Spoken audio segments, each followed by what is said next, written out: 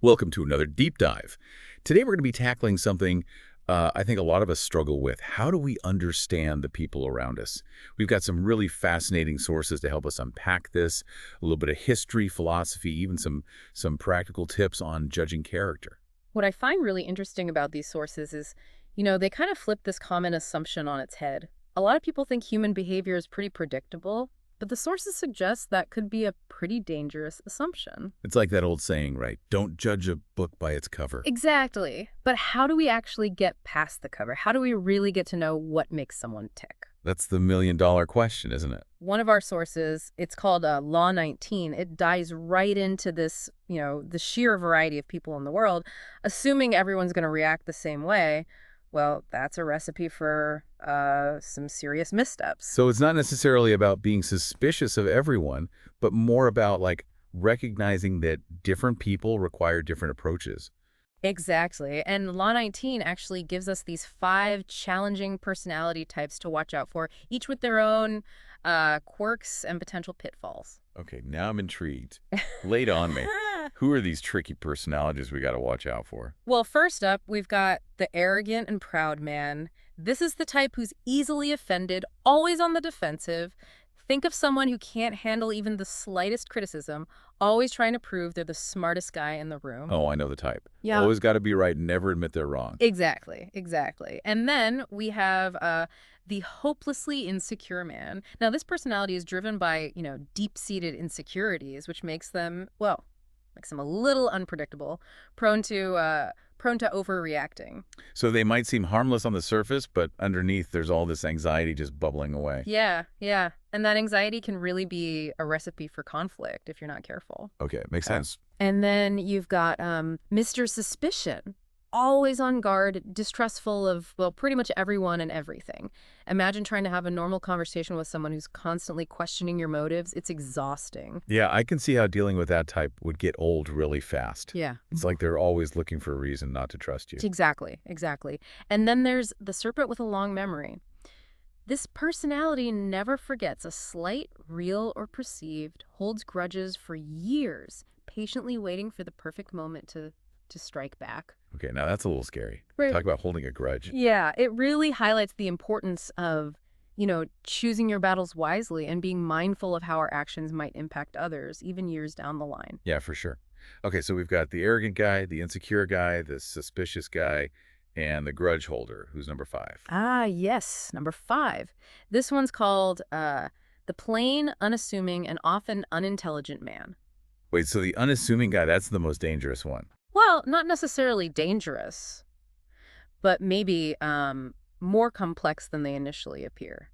You see, this personality might seem like an easy target, but their unassuming nature can be a brilliant disguise. Oh, so it's like they lull you into a false sense of security and then, bam, they pull the rug out from under you. Exactly. And Law 19 argues that knowing which type you're dealing with is absolutely crucial because each one requires a different strategy.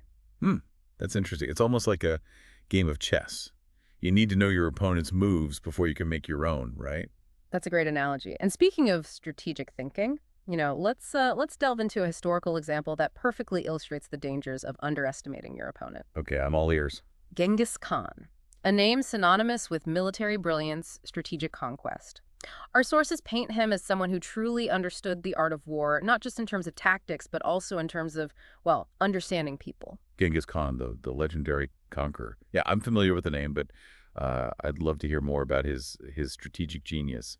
Well, in the early 13th century, Genghis Khan, he sent a trade delegation to the Khwarezmian Empire. It was ruled by Sultan Muhammad.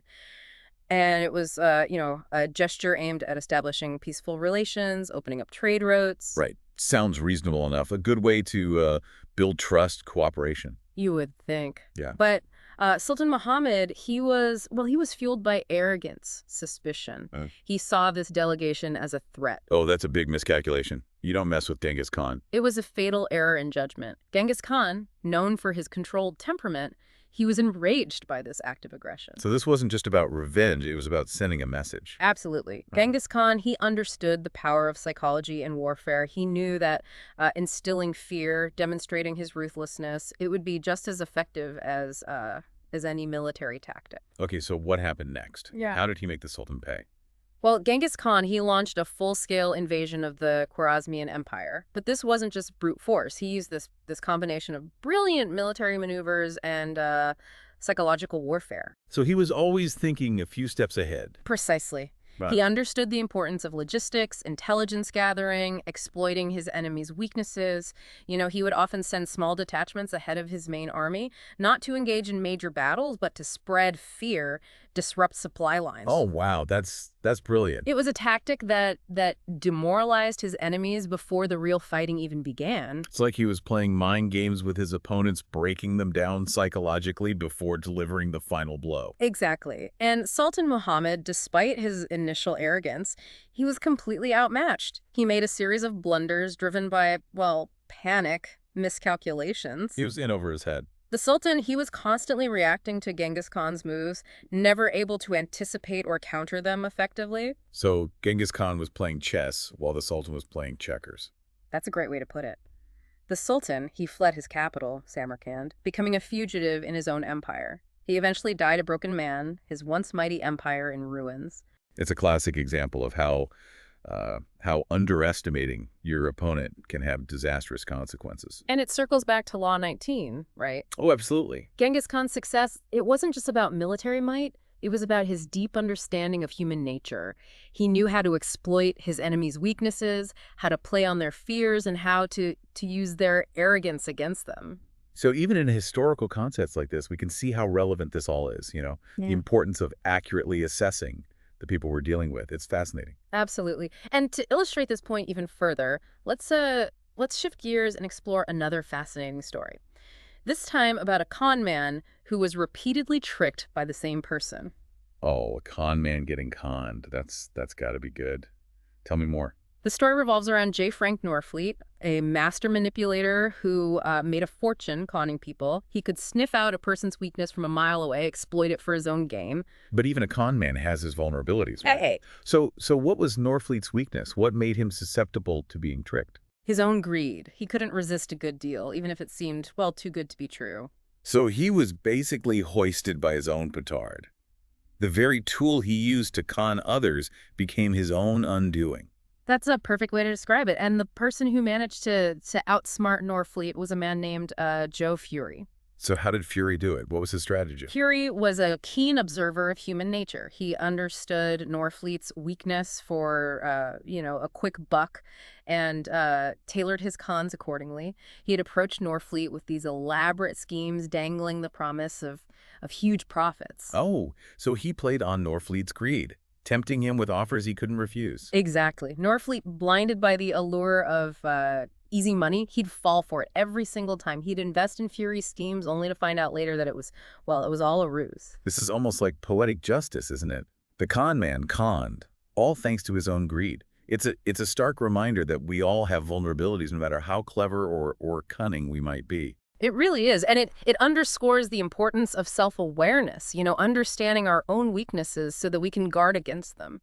Okay, so we've got Genghis Khan, the conqueror who understood people, and a con man who underestimated his own flaws. Yeah. What other stories are in store for us? Well, let's delve into a tale about a prince, Chang'e, who was exiled from his kingdom.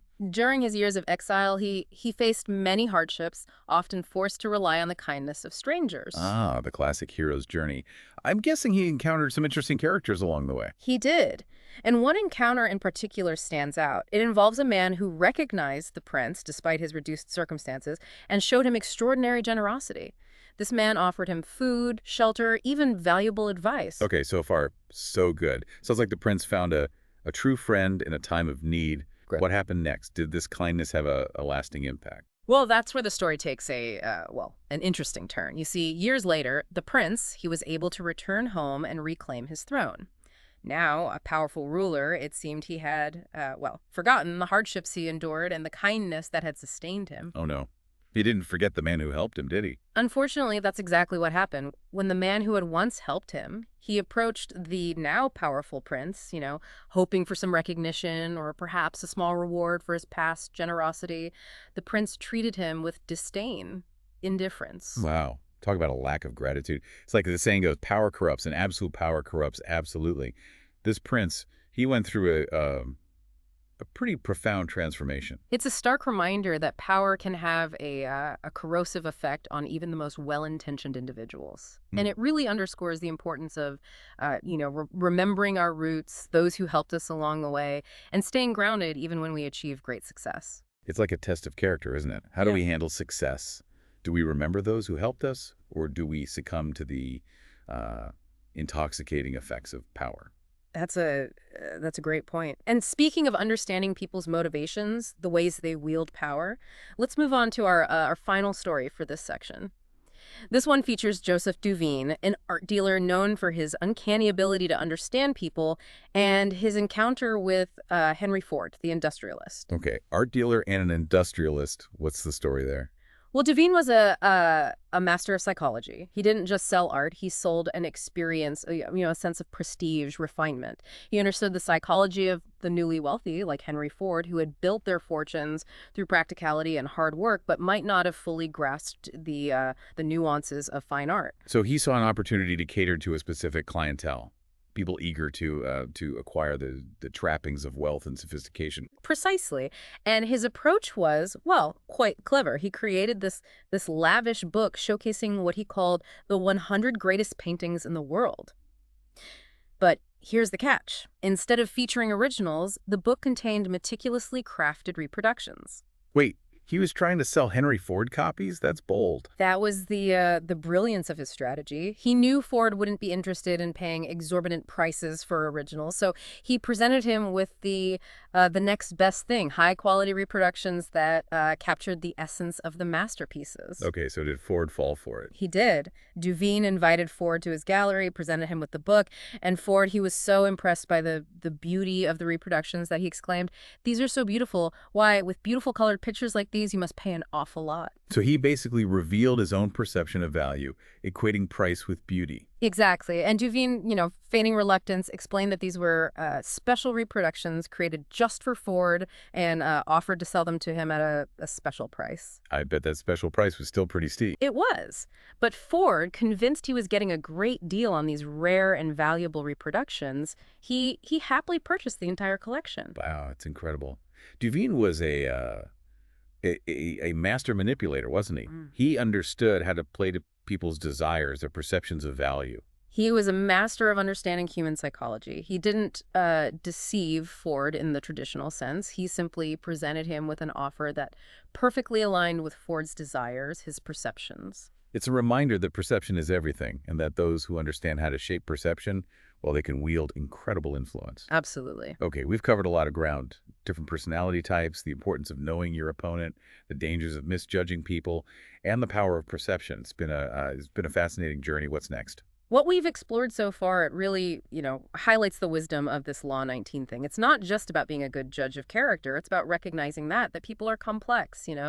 They've got their own unique motivations, vulnerabilities. Yeah, it's like we often operate under this illusion of uniformity, Yeah, assuming everyone thinks and reacts the way we do. But as we've seen from these stories, that's a recipe for disaster. precisely.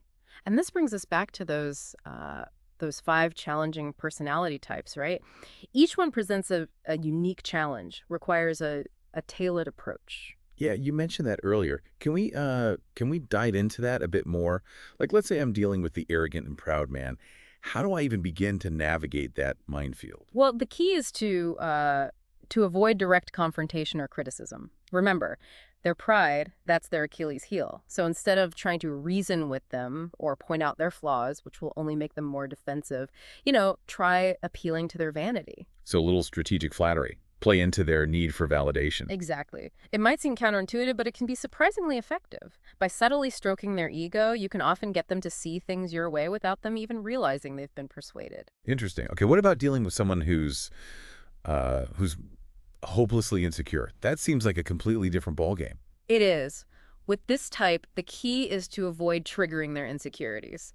Any perceived threat or criticism, it'll send them into a spiral of defensiveness and overreaction. So you got to tread very carefully, almost like you're walking on eggshells. Exactly. Instead of challenging them directly, focus on building trust, showing genuine respect for their perspective. Make them feel heard, valued, and you'll be less likely to trigger those those deep-seated insecurities. Got it. No need to pour gasoline on an already raging fire. Right.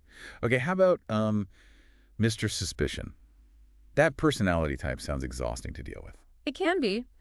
These individuals, they thrive on doubt, mistrust. So the best approach is to be radically transparent. Be open about your intentions, explain your actions clearly, and avoid any hint of secrecy or deception. So basically, kill them with kindness and openness. Give them no reason to be suspicious in the first place. Precisely. And be consistent. Over time, as they see that your words match your actions, their suspicion will slowly start to erode. Okay, now for the personality type that honestly I'm a little afraid of, the serpent with a long memory. How do you even begin to deal with someone who holds grudges for years? Very, very carefully. The best course of action is to avoid any action that could be perceived as a slight, no matter how small or unintentional.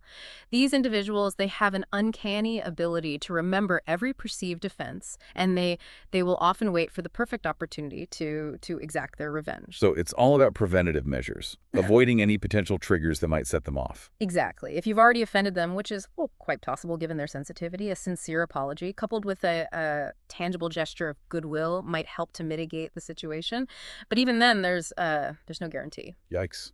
Sounds like you really need to know what you're getting into with this personality type. You do. Okay, last but not least, the plain, unassuming, and often unintelligent man.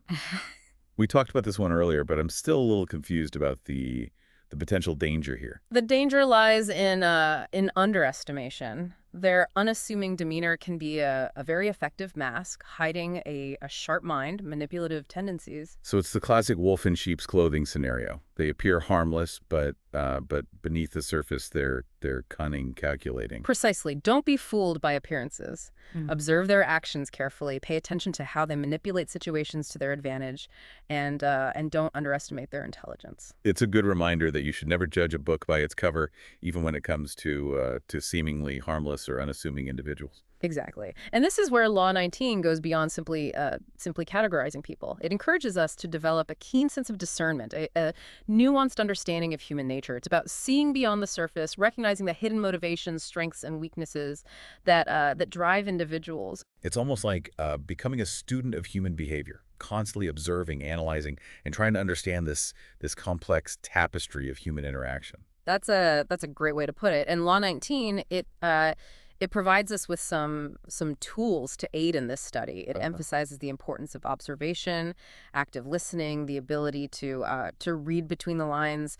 It's about paying attention not only to what people say, but how they say it. Their body language, their tone of voice, even their silences. It's like becoming a detective of human behavior, looking for clues, patterns that reveal a person's true nature. Precisely. It's about honing our ability to perceive the subtle cues that often betray a person's true intentions or character. Law 19, it warns us against relying solely on appearances, urging us to look deeper, to seek concrete evidence before making judgments. Okay, so how do we actually put this into practice? Are there any specific techniques or exercises we can use to sharpen our judgment? One powerful technique is simply to become a more attentive observer. Pay attention to how people interact with others, how they handle conflict, how they react to praise or criticism. Notice their patterns of behavior, their consistencies, inconsistencies. So it's about being more mindful, present in our interactions, really tuning into what's happening around us. Precisely. And it's not just about observing others, it's also about being aware of our own biases and assumptions. We all have preconceived notions, filters through which we perceive the world. Right. And Law 19 encourages us to challenge those biases, to question our assumptions, and to be open to the possibility that we might be misjudging someone. So it's about being more objective in our assessments, acknowledging that our own perceptions might not always be accurate. We need to be willing to see things from different perspectives, challenge our own ingrained ways of thinking. Exactly. It's about cultivating a healthy skepticism, both of others and of ourselves. And this brings us to another another important point, the role of feedback. Okay. Law 19 suggests that we seek feedback from trusted sources, people who can offer an objective perspective on our interactions. So it's about getting a reality check from people we trust, people who can who can point out our blind spots and help us see things more clearly. Precisely. It's about recognizing that we don't always see ourselves as others see us. Feedback from trusted sources, it can help us identify areas where we might be misreading situations or misjudging people. It can be invaluable in our quest to become better judges of character.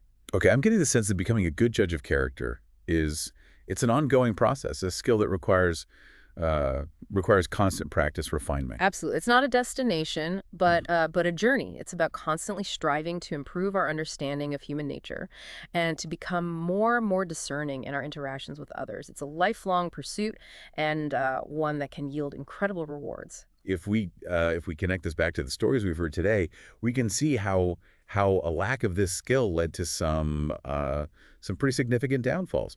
Genghis Khan's opponents underestimated him, the con man. He fell prey to his own greed. The prince forgot his benefactor, and Henry Ford was uh, swayed by the art dealer's manipulation.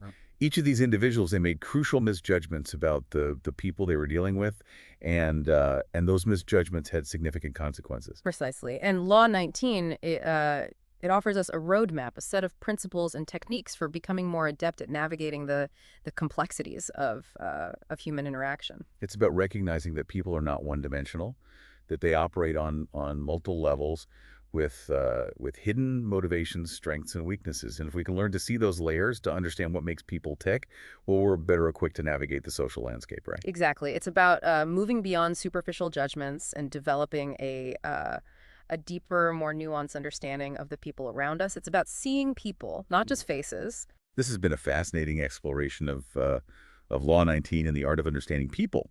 Yeah. But we still have some more ground to cover. What other insights can we glean from our sources today? Well, there's a point raised in the 48 Laws of Power that directly relates to Law 19 and adds another layer of complexity to our understanding of judging character. It suggests that we should avoid relying solely on intellect when assessing people. That's an interesting point. So it's not just about being smart or having good intuition. There's more to it than that. Exactly. The source it argues that intelligence alone can be a bit of a blind spot. Highly intelligent people, they often overthink, analyzing situations to the point of paralysis. They might get caught up in intellectual games, missing the more subtle emotional cues that reveal a person's true nature. So it's about finding a balance between intellect and and emotional intelligence, being able to read both the head and the heart, so to speak. Precisely. The 48 Laws of Power, it encourages us to develop a more holistic approach to judging character. It's about using all our senses, our intellect, our intuition, and our emotional intelligence to gain a more complete and accurate assessment of the people we encounter. That makes a lot of sense. We can't just rely on logic or intuition alone. We need to engage all our faculties to really understand someone. Exactly. And this holistic approach is especially important when dealing with those five challenging personality types we discussed. For example, when dealing with someone who's incredibly arrogant, you need to be aware of their emotional triggers, not just their intellectual arguments. Right. So understanding that their arrogance might stem uh, from a deep-seated insecurity or a need for validation could help me approach the situation with more empathy and less judgment. Precisely. And with someone who's hopelessly insecure, you need to be sensitive to their underlying fears and anxieties, not just their outward behavior. It's about recognizing that their insecurity might manifest as defensiveness, aggression, or even self-sabotage. I need to approach them with understanding and compassion, not condemnation. Exactly. And with Mr. Suspicion, it's not just about offering logical explanations or arguments. It's about building trust through consistent actions Yeah. and transparency, proving through your behavior that you are worthy of their trust. And with the serpent with a long memory, it's about understanding the depth of their resentment, the potential for long-term retaliation. I need to tread very carefully, being mindful of how my actions might be perceived, Yeah. even years down the line. Exactly. And finally, with the plain, unassuming, and often unintelligent man, it's about remembering that appearances can be deceiving. Their unassuming nature might mask cunning and manipulative tendencies. I need to be observant, discerning, and not underestimate their ability to exploit situations to their advantage. Wow, this has been an incredible journey so far. We've explored Law 19, the different personality types, and the importance of a holistic approach to judging character. Yeah. It's like we've been given a master class in understanding human nature. And we're not done yet. There's still more to uncover. So we've talked about this Law 19, explored these different personality types, and you've emphasized using both, our heads and our hearts to really understand people. But what does this all mean for me? Like, how do I actually apply this stuff in my own life? That's a great question, and it brings us to what I think is the most fascinating part of this whole discussion, this idea of self-awareness. Are we really seeing the people in our lives clearly, or are we blinded by our own biases, assumptions, Well, desires? it's not just about judging others accurately. It's about understanding how uh, how our own perceptions might be coloring our interactions. Exactly. Think back to the stories we've discussed. The con man, blinded by his own greed, walked right into a trap. The prince, consumed by his newfound power, he forgot the people who helped him along the way. And Henry Ford, captivated by the beauty of those art reproductions, he didn't even realize they were copies. Like we all have these blind spots, these areas where our judgment gets clouded by our own baggage. Exactly. And the more we understand those blind spots, the more effectively we can navigate the complexities of human interaction. Law 19 encourages us to cultivate a healthy skepticism, not just of others, but also of ourselves. It's about constantly questioning our assumptions, challenging our biases, and seeking feedback from people we trust. So it's not just about becoming a better judge of character. It's also about becoming more aware of our own like internal filters, those things that might be distorting our view of the world. Precisely. It's an ongoing process of self-reflection, self-improvement. The more we understand ourselves, the better equipped we are to understand and interact with others. So if I want to become a better judge of character, where do I even start? Start by paying attention. Become a more observant participant in your own life. Notice how people interact with each other, how they react to different situations. Pay attention to their body language, their tone of voice, their choice of words. Look for patterns, consistencies, inconsistencies. Like becoming a detective of human behavior. Exactly. Look for the subtle cues that reveal a person's true nature, and don't be afraid to question your own assumptions. Are you judging someone based on their appearance, their background, or some preconceived notion you have about them? Be willing to challenge your own biases. And seek feedback from people I trust, people who can offer an outside perspective. Help me see things I might be missing. Precisely. Sometimes we need that outside perspective to help us identify our blind spots. This has been an incredibly eye-opening deep dive. We've gone from historical anecdotes to philosophical observations to practical advice, all centered around this idea of understanding people. It feels like we've been given a new set of lenses to view the world through. And hopefully those lenses will help you navigate the complexities of human interaction with more clarity, confidence, and compassion. I think that's a perfect note to end on. Thanks for joining us on this deep dive, everyone. Remember, the journey of understanding human nature, it's an ongoing exploration. Keep your minds open, your hearts engaged, and never stop learning.